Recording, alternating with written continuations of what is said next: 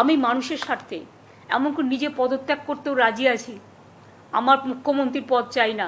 পদত্যাগ করতে রাজি আছেন বলে জানিয়েছেন ভারতের পশ্চিমবঙ্গের মুখ্যমন্ত্রী মমতা বন্দ্যোপাধ্যায়। কলকাতার হাসপাতালে নারী চিকিৎসককে ধর্ষণ ও খুনের ঘটনায় জুনিয়র চিকিৎসকদের প্রতিনিধি দলের জন্য সচিবালয়ে বৃহস্পতিবার 2 ঘণ্টা অপেক্ষার পর এক সংবাদ সম্মেলনে তিনি কথা বলেছেন। মমতা বলেন, ওরা বিচার চায় না, চেয়ার চায়, আমি পদত্যাগ করতে রাজি আছি। 2 ঘন্টা 10 মিনিট অপেক্ষা। একাধিক চিঠি, ইমেল, শর্ত আরোপ, শর্ত মেনে নেওয়া, দীর্ঘ 56 ঘণ্টার নানা নাটকীয় পরিস্থিতি পার করেও শুধুমাত্র একটি কারণে বৃহস্পতিবার বিকেলে মুখ্যমন্ত্রী ও জুনিয়র চিকিৎসকদের বৈঠক ভেস্তে যায়। চিকিৎসকদের দাবি, বৈঠকের লাইভ স্ট্রিমিং না হলে তাঁরা আলোচনায় বসবেন না। অন্যদিকে লাইভ স্ট্রিমিংয়ের শর্ত মানতে নারাজ রাজ্য প্রশাসন।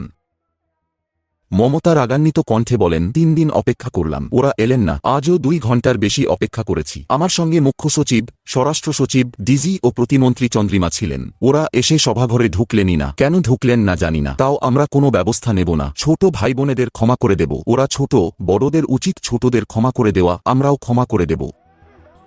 তিনি বলেন, আমাকে অনেক অসম্মান করা হয়েছে, অনেক ভুল বোঝাবুঝি হয়েছে, সাধারণ মানুষ বোঝেনি। আমি পদত্যাগ করতে রাজি আছি, কিন্তু আশা করি মানুষ বুঝেছেন। ওরা বিচার চায় না, চেয়ার চায়। মমতা বলেন, সরাসরি সম্প্রচারে আমাদের কোনো আপত্তি ছিল না, কিন্তু এই মামলা যেহেতু সুপ্রিম কোর্টে চলছে তাই আমরা এমন কিছু করতে চাইনি যাতে অচলাবস্থা চলতে পারে। চিঠিতে লিখেছিলাম, সরাসরি সম্প্রচার করতে পারব না।